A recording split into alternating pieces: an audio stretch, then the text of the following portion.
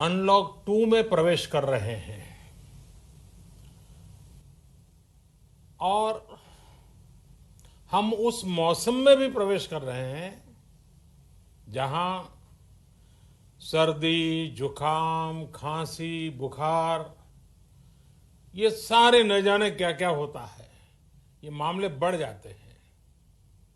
ऐसे में मेरी आप सभी देशवासियों से प्रार्थना है कि ऐसे समय अपना ध्यान रखिए।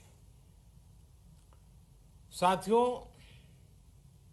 ये बात सही है कि अगर कोरोना से होने वाली मृत्यु दर को देखें तो दुनिया के अनेक देशों की तुलना में भारत संभली हुई स्थिति में है।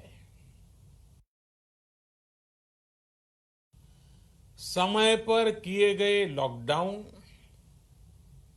और अन्य फैसलों ने भारत में लाखों लोगों का जीवन बचाया है। लेकिन हम ये भी देख रहे हैं कि जब से देश में अनलॉक 1 हुआ है, व्यक्तिगत और सामाजिक व्यवहार में लापरवाही जरा बढ़ती ही चली जा रही है। पहले हम मास्क को लेकर, 2 गज की दूरी को लेकर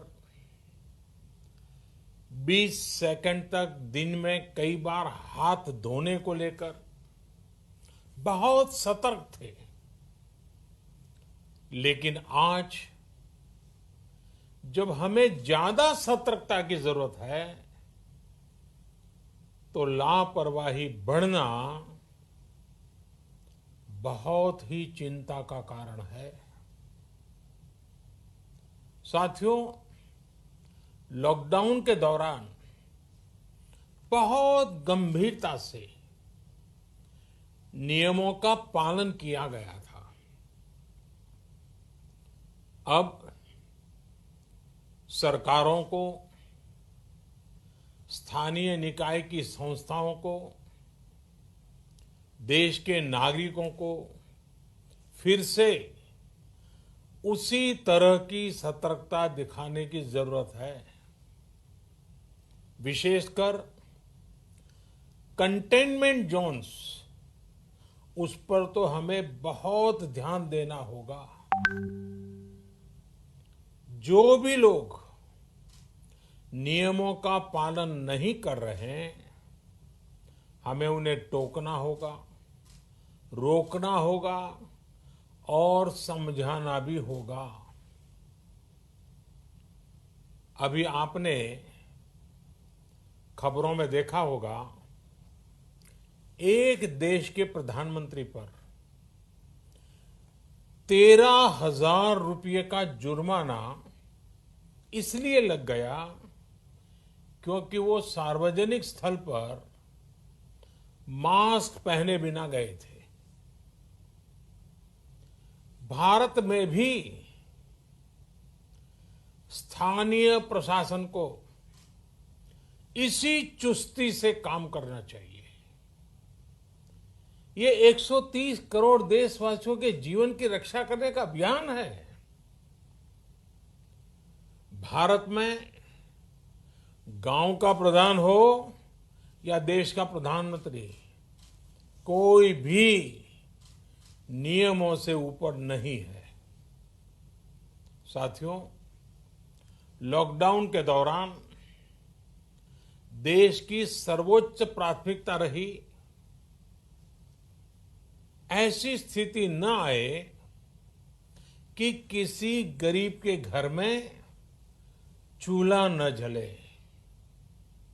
केंद्र सरकार हो, राज्य सरकारें हो, सिविल सोसाइटी के लोग हों, सभी ने पूरा प्रयास किया कि इतने बड़े देश में हमारा कोई गरीब भाई बहन भूखा न सोए। देश हो या व्यक्ति, समय पर फैसले लेने से, संवेदनशीलता से फैसले लेने से किसी भी संकट का मुकाबला करने की शक्ति अनेक गुना बढ़ जाती है। इसलिए लॉकडाउन होते ही सरकार प्रधानमंत्री गरीब कल्याण योजना लेकर आई।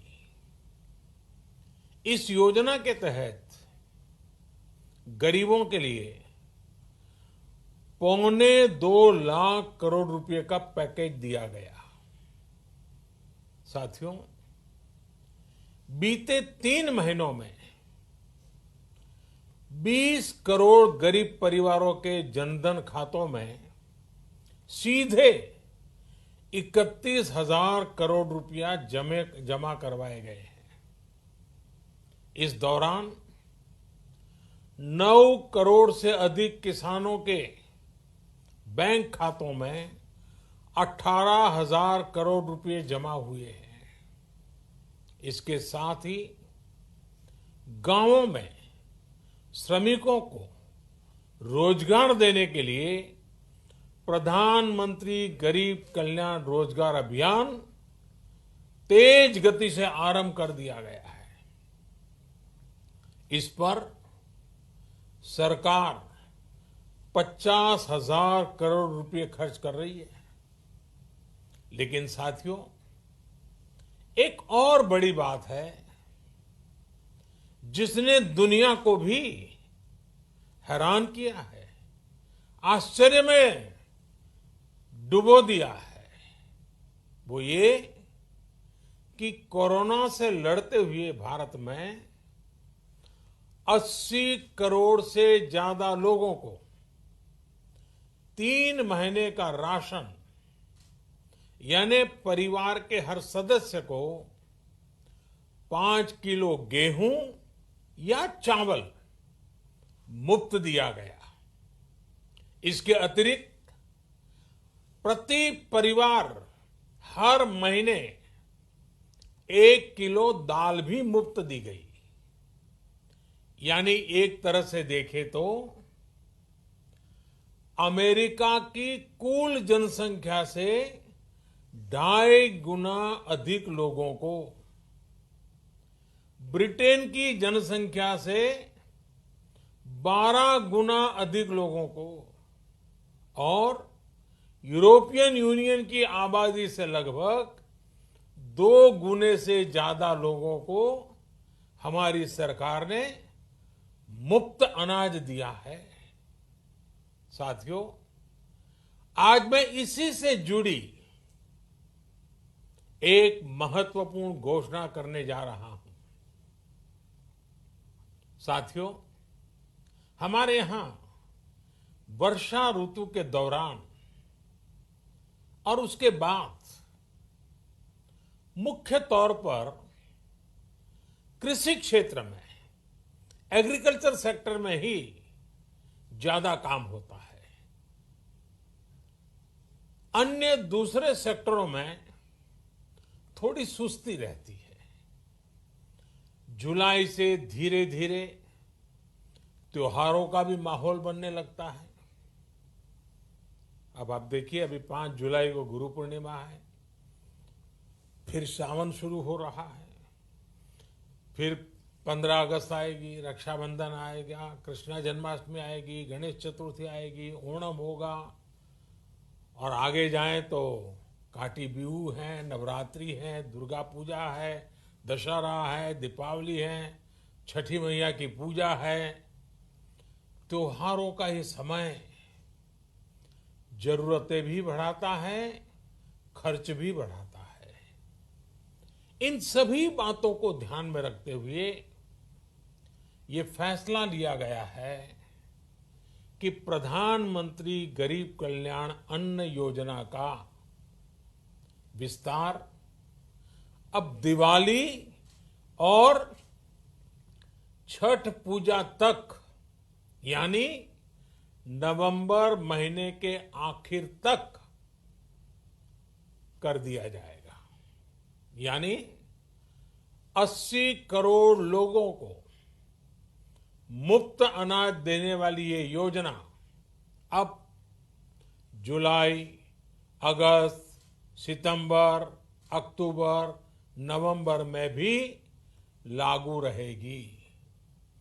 सरकार द्वारा इन 5 महीनों के लिए 80 करोड़ से ज्यादा गरीब भाई बहनों को हर महीने परिवार के हर सदस्य को 5 किलो गेहूं या 5 किलो चावल मुफ्त मुहैया कराया जाएगा। और साथ ही प्रत्येक परिवार को हर महीने 1 किलो चना भी मुफ्त दिया जाएगा। साथियों, प्रधानमंत्री गरीब कल्याण अन्न योजना के इस विस्तार में 90,000 करोड़ रुपए से ज्यादा खर्च होंगे। और अगर इसमें पिछले 3 महीने का खर्च भी जोड़ दें तो ये करीब करीब 1.5 लाख करोड़ रुपया हो जाता है। अब पूरे भारत के लिए हमने एक सपना देखा है। कई राज्यों ने तो बहुत अच्छा काम भी किया है। बाकी राज्यों पर भी हम आग्रह कर रहे हैं कि इसको काम को आगे बढ़ाएं। और काम क्या है? अब पूरे भारत के लिए एक राशन कार्ड की व्यवस्था भी हो रही है। यानी एक राष्ट्र एक ration card, one nation one ration card. इसका सबसे बड़ा लाभ उन गरीब साथियों को मिलेगा जो रोजगार या दूसरी आवश्यकताओं के लिए अपना गांव छोड़ करके कहीं और जाते हैं, किसी और राज्य में जाते हैं। साथियों, आज गरीब को, जरूरतमंद को सरकार अगर मुफ्त अनाज दे पा रही है तो इसका श्रेय प्रमुख रूप से 2 वर्गों को जाता है। पहला, हमारे देश के मेहनती किसान, हमारे अन्नदाता। और दूसरा, हमारे देश के ईमानदार टैक्स पेयर। आपका परिश्रम, आपका समर्पण ही जिसकी वजह से देश ये मदद कर पा रहा है। आपने देश का अन्न भंडार भरा है, इसलिए आज गरीब का, श्रमिक का चूल्हा जल रहा है। आपने ईमानदारी से टैक्स भरा है, अपना दायित्व निभाया है, इसलिए आज देश का गरीब इतने बड़े संकट से मुकाबला कर पा रहा है। मैं आज हर गरीब के साथ ही देश के हर किसान, हर टैक्स पेयर का हृदय से बहुत बहुत अभिनंदन करता हूं, उन्हें नमन करता हूं। साथियों, आने वाले समय में हम अपने प्रयासों को और तेज करेंगे।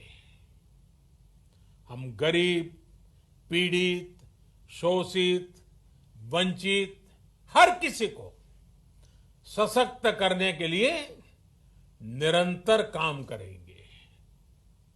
हम सारी एहतियात बरतते हुए इकोनॉमिक एक्टिविटीज को और आगे बढ़ाएंगे। हम आत्मनिर्भर भारत के लिए दिन रात एक करेंगे।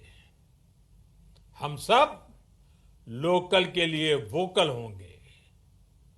इसी संकल्प के साथ हम 130 करोड़ देशवासियों को मिलजुल करके संकल्प के साथ काम भी करना है, आगे भी बढ़ना है। फिर से एक बार मैं आप सबसे प्रार्थना करता हूं, आपके लिए भी प्रार्थना करता हूं, आपसे आग्रह भी करता हूं, आप सभी स्वस्थ रहिए, 2 गज की दूरी का पालन करते रहिए, गमछा, फेस कवर, मास्क ये हमेशा उपयोग कीजिए, कोई लापरवाही मत बरतिए। इसी आग्रह, इसी कामना के साथ मैं आप सभी को बहुत बहुत शुभकामनाएं देता हूं। धन्यवाद।